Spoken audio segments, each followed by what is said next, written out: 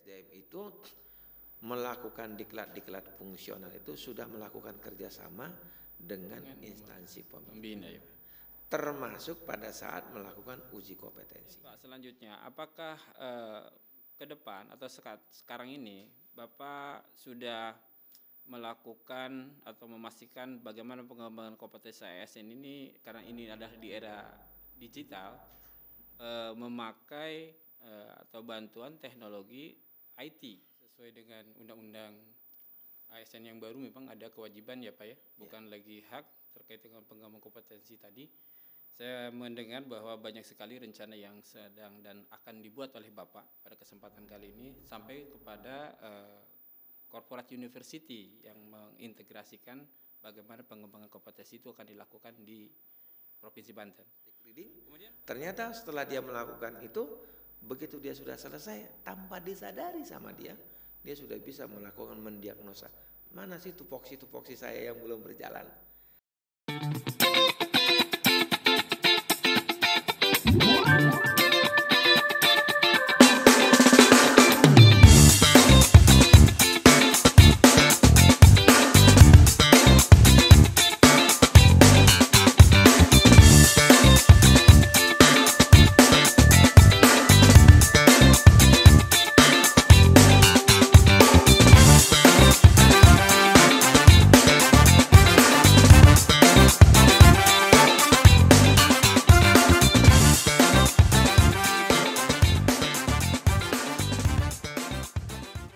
Bismillahirrahmanirrahim. Assalamualaikum warahmatullahi wabarakatuh. Waalaikumsalam warahmatullahi wabarakatuh. Bapak Ibu sekalian yang saya hormati, syukur alhamdulillah kita panjatkan kehadirat Allah Subhanahu wa taala.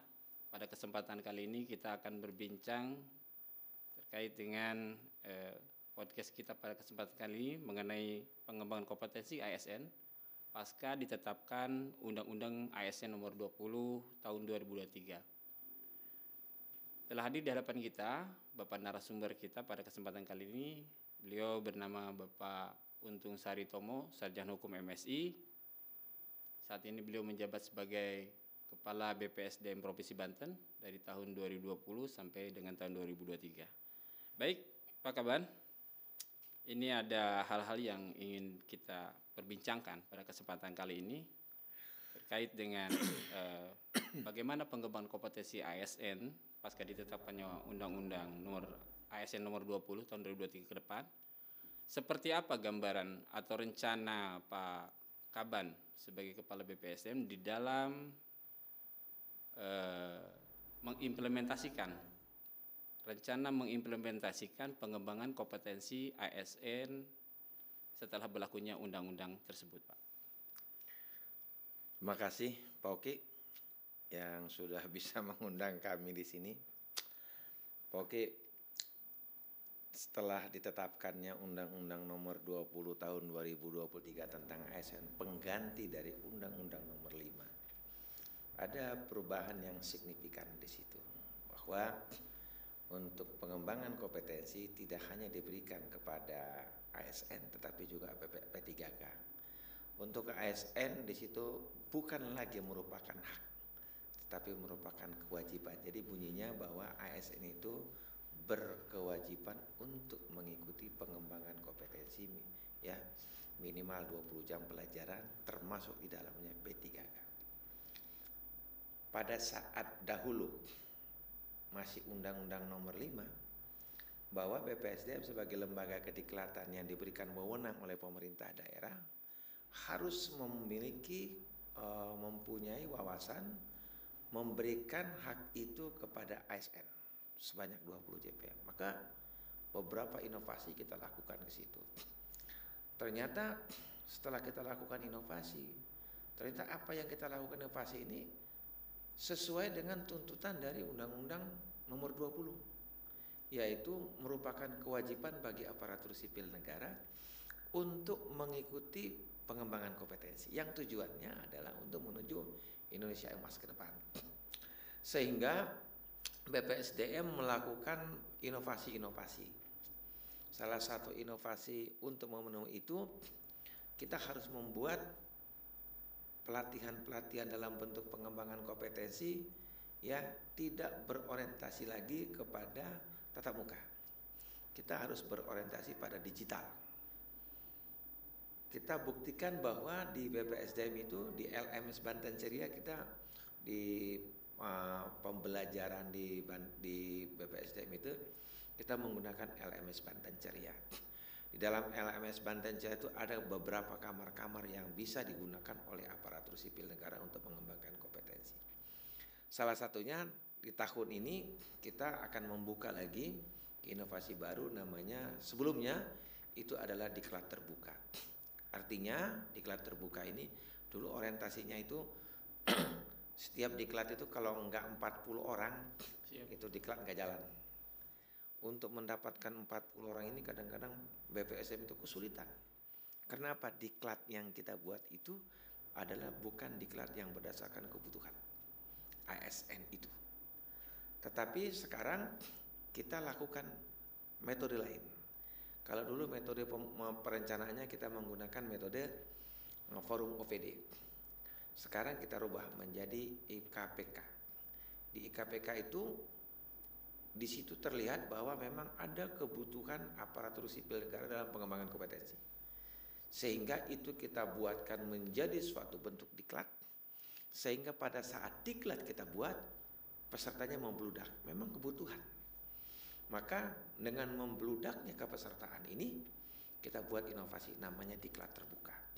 Artinya setelah diklat terbuka ini semua peserta diklat tidak hanya 40 orang tetapi kita berikan, kita buka melalui link Zoom. Jadi bisa lebih banyak ya Pak ya? Bisa lebih banyak lagi volume yang mengikuti pendidik pelatihan.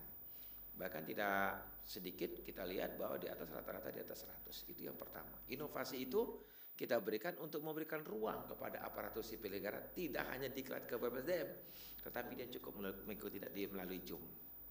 Itu yang pertama. Yang kedua, ternyata itu masih kurang. Kita lakukanlah namanya diklat mandiri. Yang kita sebut di dalam LMS Banten Ceria itu adalah Teko Banten, Terminal Kompetensi Banten. Jadi di Terminal Kompetensi Banten ini semua aparatur sipil negara boleh mengakses itu. Sepanjang dia mencantumkan, nanti ada persyaratan lagi kita buatkan, sepanjang dia menjadi pegawai negeri sipil dan P3K, itu diperbolehkan melalui Teko Banten. Dan sekarang kita punya depositonya lah ya. Diklatnya itu udah ada sekitar ada 40 lebih diklat. Itu kita dapatkan dari semua widya iswara yang ada di sini, dia harus membuatkan pembelajaran secara mandiri melalui virtual. Modelnya sederhana, video, narasi, dia baru post test. 3 tahap, 4 tahap, setelah lulus dia mendapatkan sertifikat. Itu yang kedua. Konteksnya dengan Undang-Undang Nomor 20 ya. Maka dengan kewajiban aparatur sipil negara dan P3 untuk mendapatkan pengembangan kompetensi, mau tidak mau kita harus membuat lagi inovasi-inovasi baru.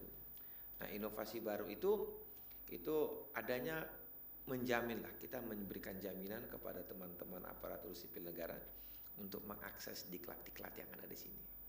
Jadi kalau dulu harus pakai syarat ini, syarat itu, tugas belajar surat SPT. Nah sekarang tidak, sudah kita buka seluas-luasnya ya, dengan tanpa memasukkan persyaratan itu, sepanjang dia memasukkan link Zoom yang kita siapkan, dia diperbolehkan itu. Syaratnya cuma satu, di aparatur sipil negara. Artinya kita membuka, menjamin akses belajar. Kemudian nanti pembelajaran berikutnya bahwa kita harus memberikan di dalam LMS Banten Ceria itu, kita harus memberikan lagi kamar-kamar lain, menu-menu lain, supaya menu-menu ini memang menu-menu yang dibutuhkan. Salah satu menu nanti yang akan kita buatkan itu adalah menu per kelompok belajar.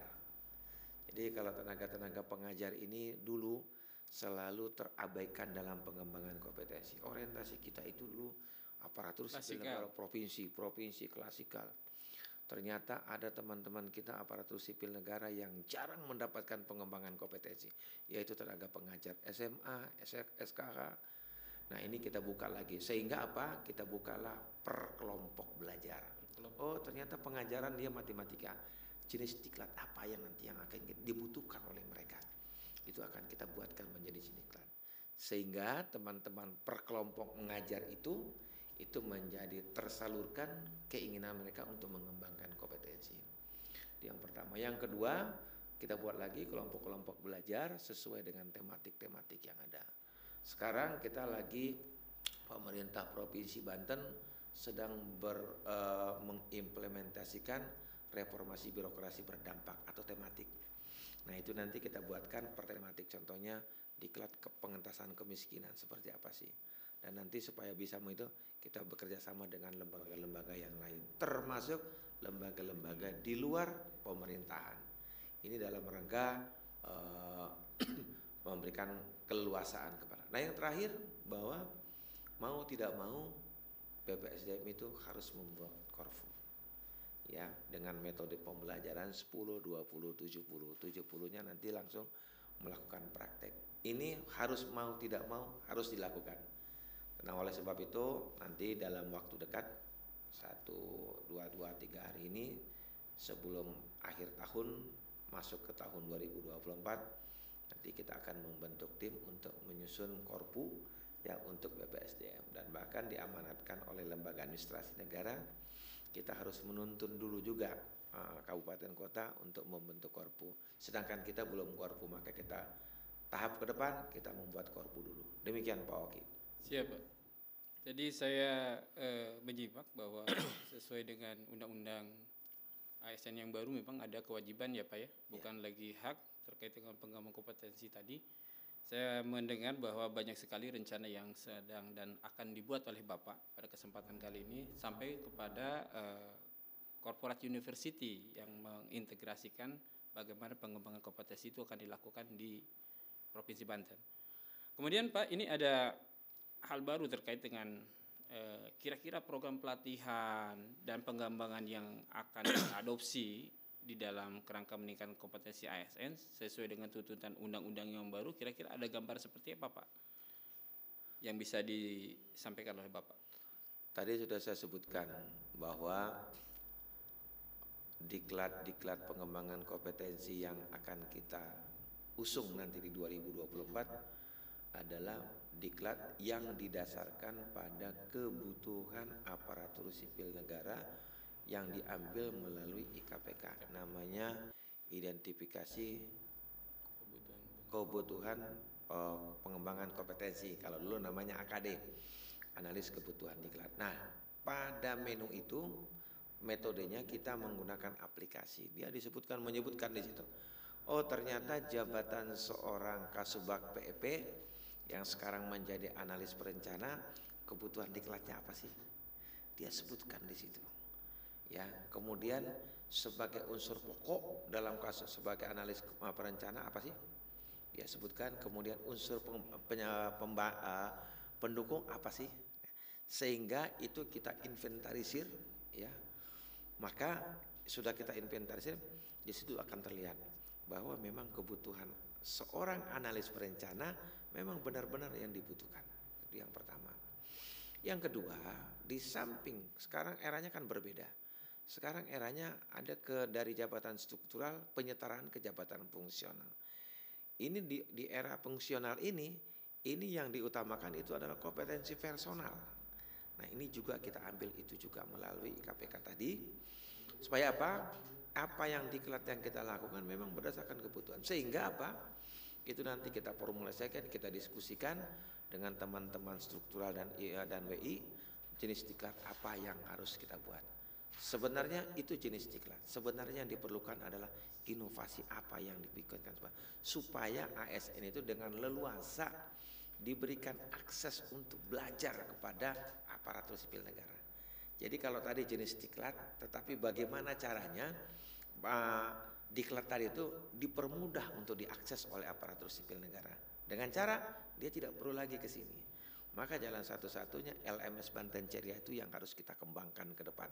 Jenis diklat-diklatnya dan metode diklatnya dipermudah, sehingga tadi yang kewajiban tadi, pemahaman kewajiban itu adalah apabila ke depan nih apabila pegawai tersebut tidak mengikuti diklat yang diamanatkan pada jabatan dia atau tempat lingkungan dia bekerja. Contoh umpamanya dia di BPKAD, kompetensi yang harus dimiliki adalah bla, B, C, dan D.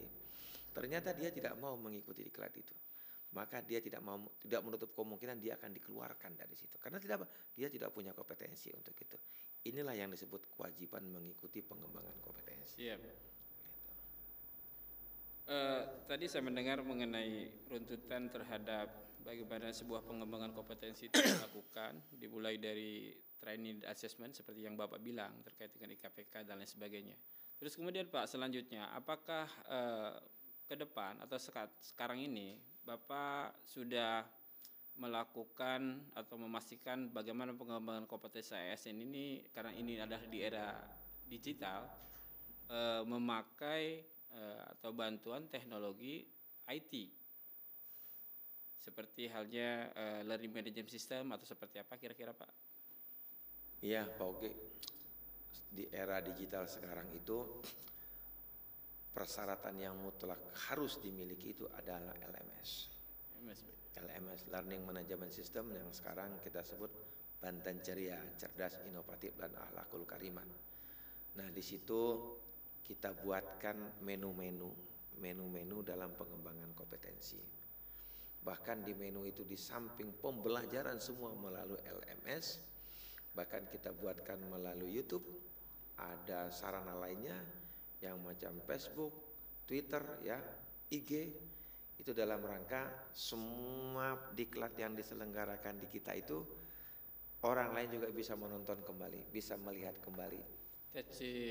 Knowledge knowledge lah, sehingga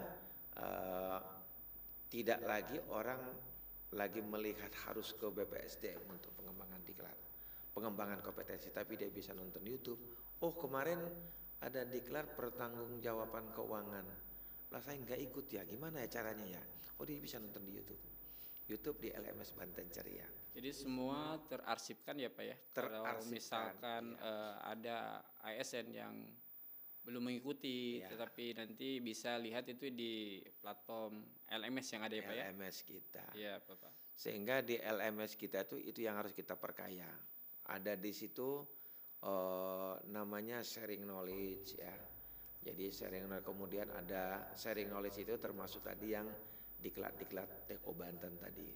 Jadi semua aktivitas kita itu dimasukkan, aktivitas belajar mengajar ya, kita masukkan di LMS Banten Ceria. Sekarang bahkan saya punya pemikiran Pak Oki, bahwa nanti di kelompok yang saya bilang tadi ada di kelompok belajar yang saya sebutkan tadi itu, ya, per kelompok kita bikin jenis kebutuhan kompetensi. Saya berkeinginan di LMS itu kita buatkan kamar khusus. Jadi contoh kelompok belajar matematika. Nah di situ kita buatkan kamar khusus di LMS Banten Ceria, menu tersendiri, masuk ke dalam berselancar di si kelompok matematika itu. Bahkan kita di situ kita berikan ruang siapapun guru yang mempunyai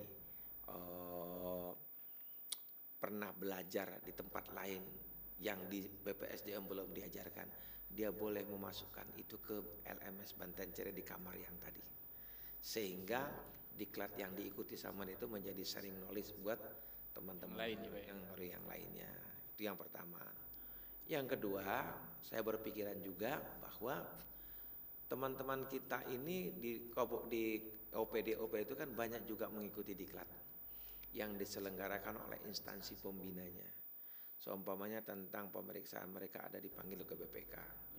Nah sehingga diklat-diklat itu yang diselenggarakan di pusat itu, begitu orang itu sudah selesai, orang itu saja yang menerima pembelajaran.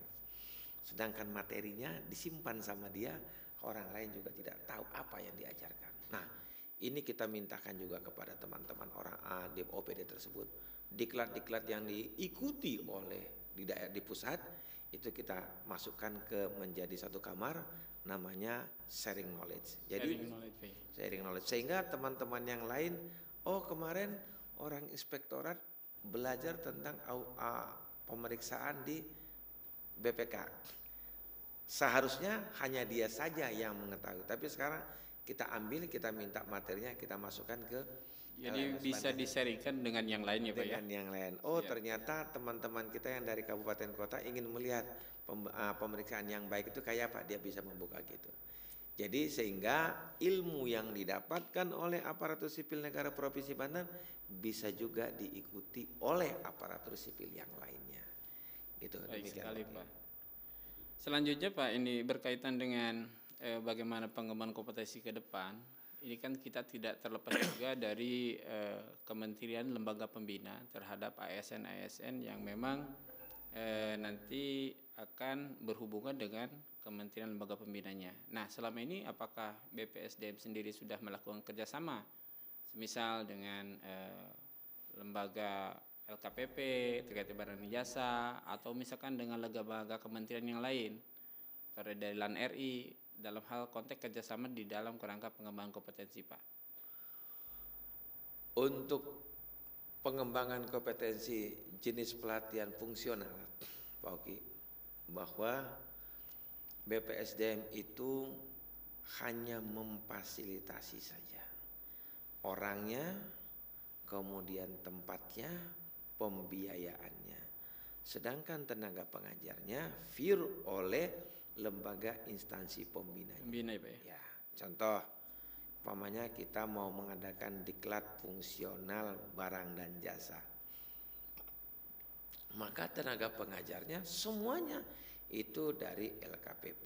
Kebetulan LKPP itu punya tenaga pengajar di daerah, maka mereka bisa menugaskan orang-orang itu yang sudah dididik, yang kualitasnya sesuai dengan qualified yang disiapkan oleh LKPP untuk mengajar ke situ. Dengan kata lain bahwa BPSDM itu melakukan diklat-diklat fungsional itu sudah melakukan kerjasama dengan instansi pembina, termasuk pada saat melakukan uji kompetensinya. Uji kompetensinya ini yang mengalami kesulitan kita Pak Oki, bahwa kita nggak punya asesor untuk itu. Contoh Pol PP, asesornya dari Kemendagri, enggak, kita asesor kita tidak ada. Barang dan jasa asesornya dari LKPP, di kita tidak ada. Sehingga pada saat kita melakukan uji kompetensi, kita melakukan selalu berkoordinasi dengan instansi pembinanya. Ini Pak Oki memang jalan ke depan kita melakukan akreditasi terhadap diklat fungsional. Nah, kenapa? Kalau kita tidak melakukan itu akreditasinya, maka uji kompetensinya nanti harus ke pusat. Oleh sebab itu kita di sini ada namanya TUK, tempat uji kompetensi. Nah, saat ini kita sudah diakreditasi oleh barang dan jasa LKPP. Maka di sini kita sudah bisa menyelenggarakan diklatnya dan uji kompetensi barang dan jasa, walaupun asesornya masih tetap dari instansi pembina. Dulu pernah kita waktu mau masih dulu diklat cakep calon kepala sekolah, kita sudah men-TOT-kan. Ternyata regulasinya berbeda, jadi tidak lagi melakukan uji kompetensi. Kita tetap ada dinamika regulasi Pak, sehingga tidak bisa dilaksanakan. Sehingga itu tidak jadi persoalan buat kita ya, tetapi kita harus mempersiapkan itu. Dan sekarang ke depan memang kita sudah melakukan penjajakan melalui bidang sertifikasi kompetensi dan pengendalian mutu diklat. Badan Penanggulangan Bencana itu juga kita mau lakukan akreditasi untuk TUK. Kemudian yang paling utama bahwa BPSDM ini samping sebagai perangkat daerah, juga dia sebagai aparatur pemerintah pusat yang ada di daerah melalui gubernur. Mau tidak mau kita harus memfasilitasi itu, khususnya tenaga pendidik. Guru-guru itu mau melakukan uji kompetensi, mereka sangat mengalami kesulitan. Mereka harus ke pusat, ke kementerian sebagai instansi pembinanya. Maka mau nggak mau kita juga harus melakukan akreditasi itu. Termasuk guru, kemudian tenaga medis. Ini teman-teman ini guru dan medis ini agak mengalami kesulitan untuk melakukan uji kompetensi, bahkan menunggu beberapa waktu yang agak lama, sehingga BPSDM harus hadir di situ. Nah, saat ini kita sudah melakukan penjajakan untuk akreditasi itu. Banyak lagi akreditasi sesuai dengan penyetaraan tadi, ya, untuk dilakukan akreditasi terhadap diklat-diklat yang fungsional tetapi harus diingat bahwa begitu kita sudah melakukan penjajakan kepada diklat fungsional, ternyata instansi pembinaan juga belum diberikan kewenangan oleh lembaga administrasi negara sebagai akreditasi untuk program ya Pak ya. Dia program saja, tetapi untuk mengakreditasi kembali instansi pembinaannya di daerah itu belum ada, sehingga agak mengalami kesulitan. Tapi ada beberapa OPD, ada beberapa lembaga yang sebagai pembina sudah kita lakukan penjajakan. Mungkin nanti teman-teman dari bidang itu yang akan melakukan penjajakan, tindak lanjut dari ke instansi pembina, gitu Pak Bik. Artinya ada langkah konkret ya Pak Kaban terkait dengan penguatan kelembagaan di BPSDM Provinsi Banten ini, yang berkaitan dengan bagaimana akreditasi program pelatihan itu dilakukan. Baik Pak, selanjutnya terkait dengan bagaimana mendelivery sebuah pengetahuan, skill dan knowledge itu kepada peserta pelatihan. Apakah BPSDM juga melakukan mentoring ataupun coaching di dalam mendelivery substansi materinya? Pak Oki, salah satu inovasi yang akan kita lakukan ke depan, kita mau bikin di sini sejenis coaching klinik. Coaching klinik, Pak? Ya, coaching klinik yang masuk ke dalam LMS Banten Ceria. Memang yang sangat dibutuhkan coaching klinik ini sekarang itu barang dan jasa. Sebab teman-teman ASN ini sangat membutuhkan coaching klinik itu. Itu kita sudah buatkan, tetapi belum berjalan. Tetapi untuk coaching klinik barang dan jasa, sekarang bahkan kita sudah membuat diklat yang untuk bersifat MOC ya. Nah, sifat mandiri, tetapi coaching klinik ke depan kita akan mau tidak hanya barang dan jasa, tetapi semua jabatan-jabatan fungsional yang pengampunya ada di kita akan melakukan itu coaching klinik. Coaching klinik yang diperlukan ada dua Pak Oki, satu barang dan jasa, yang kedua teknologi pembelajaran bagi teman-teman kita tenaga pengajar. Saya agak konsen Pak Oki di bidang tenaga pengajar ini, ya, memberikan fasilitas pembelajaran pengembangan kompetensi kepada teman-teman tenaga pengajar, karena mereka itu sangat haus ya untuk teknologi pembelajaran. Seperti apa sih mengajar yang baik? Seperti apa sih mengajar yang menarik? Seperti apa sih paparan yang menarik? Nah, ini teman-teman tenaga pengajar membutuhkan itu. Maka itu juga nanti akan kita buatkan. Bahkan saya punya pemikiran Pak Oki, untuk tenaga pengajar itu kita akan buatkan nanti dalam bentuk webinar 3 atau 4 kali dalam setahun, khusus bagaimana memberikan pembelajaran yang baik kepada murid-muridnya. Yang dengan kesimpulannya bahwa kita akan membentuk coaching klinik. Hanya mentoring itu kaitannya nanti dengan Korfu ya. Jadi belum bisa kita lakukan, tapi kalau coaching klinik di tahun 2004 ini kita akan lakukan itu. Siap. Jadi memang terkait dengan delivery ini bukan hanya sekedar dilakukan dengan pola klasikal ya Pak ya. Ya. Tapi juga ada hal baru, strategi baru di dalam kerangka pengembangan kompetensi yang tadi Bapak sampaikan, sungguh sangat luar biasa sekali Pak. Terus selanjutnya Pak, ini berkaitan dengan bagaimana sebuah pola pelatihan dilakukan.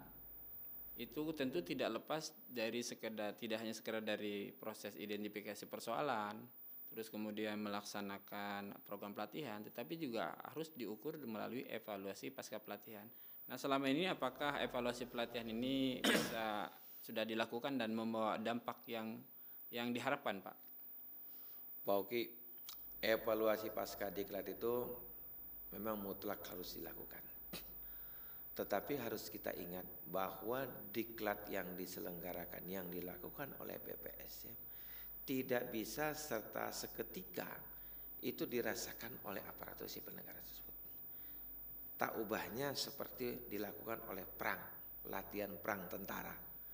Pertanyaannya, apakah perang itu kalau sudah latihan orang itu bisa melakukan perang? Ya. Tidak begitu juga. Tetapi bagaimana orang itu bisa berperang di kemudian hari, dia juga harus dilatih perang. Tapi tidak harus bahwa dia harus berperang. sama dengannya diklat. Diklat juga demikian, menghabiskan anggaran yang banyak, ya. Tidak harus dibuat, oh ternyata diklat yang dilakukan oleh BPSDM biasa-biasa saja, begitu-begitu saja. Tidak bisa kita ukur dari hanya knowledge aja, dari kemampuan IQ-nya saja. Ternyata teman Pak Oki, diklat-diklat itu dirasakan itu nanti setelah ada beberapa waktu kemudian setelah dia mendapatkan permasalahan, dia bisa menyelesaikan pekerjaan itu. Kenapa? Karena dia sudah pernah ikut diklat. Jadi diklat itu memang tidak seperti makan cabai. Diklat, dan diklat dia bisa berubah sikap, tidak seperti itu. Tetapi dilihat dari bagaimana dia cara menangani masalah di dalam pelaksanaan tugasnya. Contoh, Pak Oki, diklat kepemimpinan PKA, ya, diperuntukkan untuk eselon 3. Bukan berarti begitu dia sudah diklat langsung berubah sikap dan perilakunya. Tetapi pada saat dia setelah selesai diklat, dia bisa melakukan identifikasi masalah. Tanpa disadari Pak Oki, diklat itu begitu. Tanpa disadari ternyata dia sudah bisa melakukan diagnosa terhadap pekerjaan dia, apa yang belum berjalan, apa yang tidak. Mungkin selama ini dia belum bisa. Tapi begitu dia diklat, dia suruh membuat proyek perubahan. Proyek perubahan itu intinya ada diagnostic reading. Ternyata setelah dia melakukan itu, begitu dia sudah selesai, tanpa disadari sama dia sudah bisa melakukan mendiagnosa. Mana sih tupoksi saya yang belum berjalan.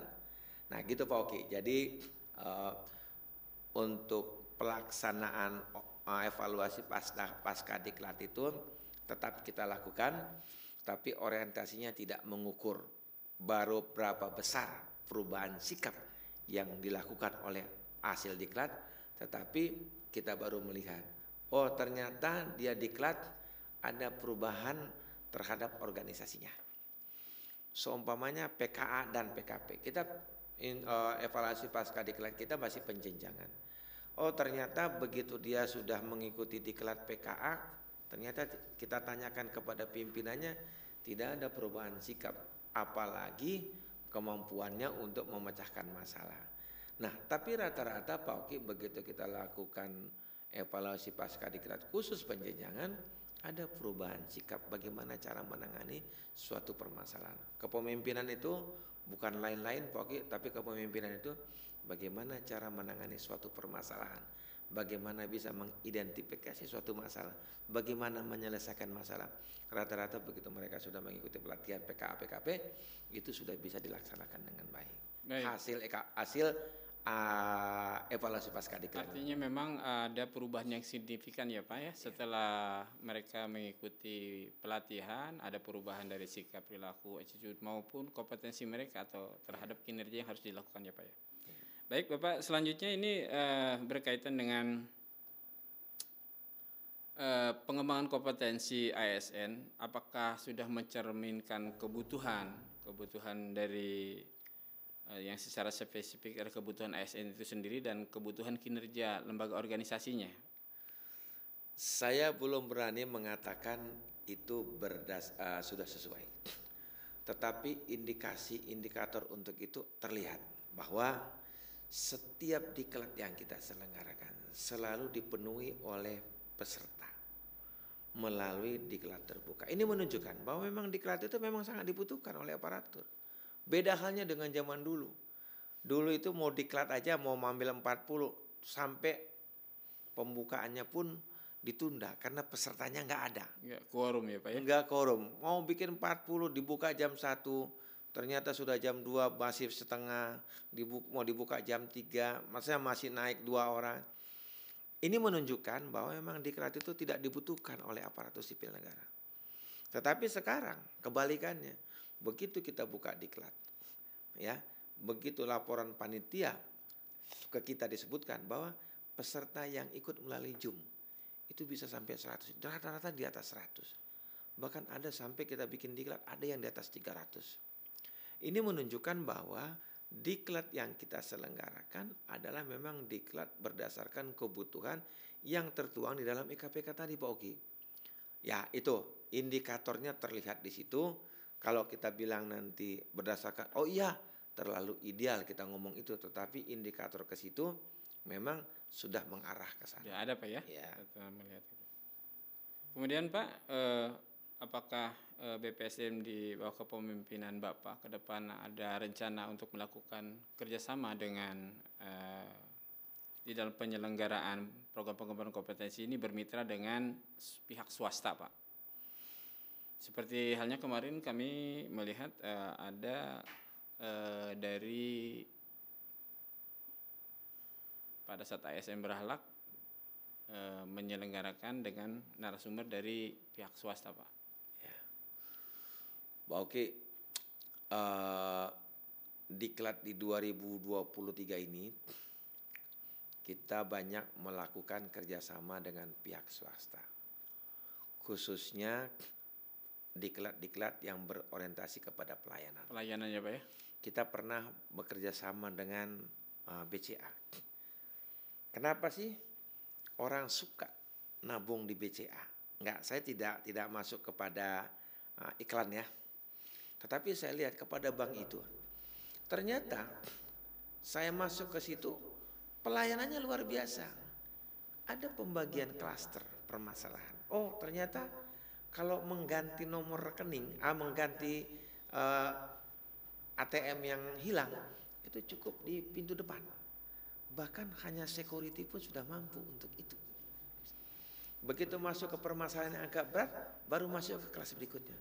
Dan itu tidak pernah nasabah itu menunggu lama, langsung diberikan pelayanan. Oh, itu saya tertarik. Oh, ternyata swasta itu pelayanannya lebih baik. Begitu ada pelatihan pelayanan publik, mereka kita undang, direkturnya datang dari pusat memberikan materi. Jadi moto misi mereka itu ditransfer ke kita. Kalau kita mungkin sekarang sudah baik karena kita core value kita sudah berakhlak ya, berorientasi pelayanan yang pertama. Tapi kalau zaman dulu yang namanya ASN itu kan pengen dilayani dan dia selalu ingin dilayani. Nah sekarang tidak, berubah paradigmanya, harus memberikan pelayanan. Nah perubahan paradigma ini perlu pemberian contoh-contoh, materi-materi dari pihak luar. Nah salah satunya dari BCA. Ini kita bikin. Kemudian kemarin tentang berakhlak. Oh kita undang juga dari pihak swasta, ya, yang menjadi konsultannya Menpan RB, yang disebut Pak Ari Ginanjar. Kita berikan mereka bisa memberikan motivasi kepada aparatur sipil negara. Nah ini Pak Oki tidak berhenti hanya di sini, tetapi nanti kita lihat berdasarkan jenis pelatihannya. Kita akan membuat menjadi best practice di dalam diklat tersebut, sehingga itu bisa dijadikan materi bahan kepada peserta yang lain. Kita sudah buat melalui BCA untuk pelayanan publik, kemudian berakhlak kemarin melalui Ari Ginanjar, ya, kemudian bahkan sekarang ini Pak Oki, sekarang ini perlu saya sampaikan Pak Oki di dalam forum ini, bahwa diklat yang Sina selenggarakan selama ini dari tahun 2023 kita muloknya anti korupsi 2JP Pak. Setiap diklat harus menggunakan mulok di depan, di samping dinamika kelompok, dia juga harus ada diklat penyuluhan anti korupsi. Bahkan sekarang karena kita menjadi pilot projectnya Menpan RB tentang RB tematik, sekarang sudah setengah tahun ini kita membuat setiap diklat harus ada materi berakhlak ya, sehingga jangan menjadi berakhlak itu hanya menjadi slogan. Ternyata Pak Oki sudah kita buatkan itu menjadi mulok kita. Ternyata di dalam undang-undang ASN yang baru itu masuk di dalam undang-undang ASN. Jadi pemahaman kita bahwa memang itu perlu, ternyata negara juga menganggap itu perlu berakhlak. Sekarang itu masuk pada undang-undang berakhlak itu. Nah ini mulok yang harus kita lakukan, yang setiap diklat itu tidak boleh ketinggalan. Itu Pak Oki. Baik Pak Kaban, terima kasih banyak atas kesempatan yang diberikan. Mungkin ini bincang-bincang pada kesempatan kali ini kita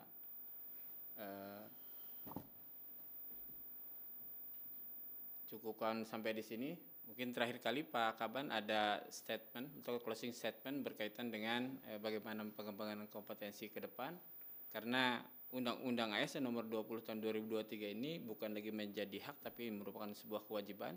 Seperti yang telah disampaikan oleh Pak Kaban, bahwa banyak sekali rencana strategis yang sudah dibuat dan akan dilakukan berkaitan dengan jumlah peserta animo dari ASN kita yang semakin kesini itu semakin banyak Pak ya. ASN provinsi hampir 10.000 dan ASN dari kabupaten kota juga lumayan cukup banyak, sehingga membutuhkan strategi bagaimana Pak Kaban memberikan delivery terhadap pemenuhan bukan lagi hak tetapi kewajiban terhadap ASN yang ada di Provinsi Banten. Mungkin ada kata-kata terakhir Pak Kaban kepada kesempatan kali ini. Ada 3 Pak Oki. Yang pertama, menjamin kepada aparatur sipil negara di Provinsi Banten untuk akses belajar. Menjamin akses belajar dari BPSDM. Kemudian yang kedua, BPSDM itu harus memberikan inovasi-inovasi lagi di LMS Banten Ceria dalam rangka memberikan pelayanan dalam pengembangan kompetensi. Melalui cara ada akses untuk pembuatan kelompok belajar sesuai dengan bidang tugasnya, bidang pengajarannya untuk tenaga pengajar. Kemudian nanti kita buat juga kelompok belajar pembangunan sesuai dengan tematik yang RB tematik. Dan yang ketiga, BPSDM mau tidak mau harus membentuk korpu ke depan. Baik. Mungkin itu. Baik Bapak, terima kasih atas kesempatan yang diberikan. Mudah-mudahan Bapak Ibu sekalian ini bisa menambah khasanah ilmu pengetahuan bahwa BPSDM telah melakukan strategi pengembangan kompetensi sesuai dengan permasalahan-permasalahan yang ada dan regulasi yang memang sudah ditetapkan. Demikian, wabillahi taufik wa hidayah. Wassalamualaikum warahmatullahi wabarakatuh. Waalaikumsalam. Terima kasih Pak.